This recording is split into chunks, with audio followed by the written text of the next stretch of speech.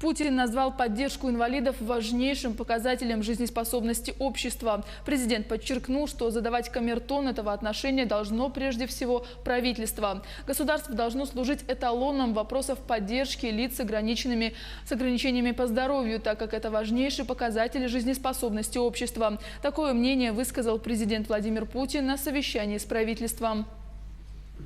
Вопрос о социальной поддержке инвалидов – это не проходной вопрос.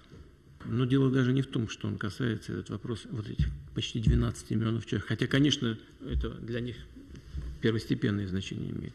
Он касается всего общества. Отношение к инвалидам – это важнейший показатель зрелости общества, его консолидации и жизнеспособности.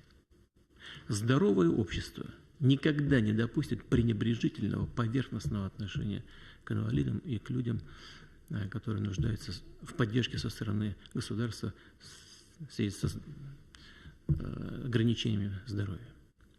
Вот. И камертон в этом, конечно, государство само и должно задавать.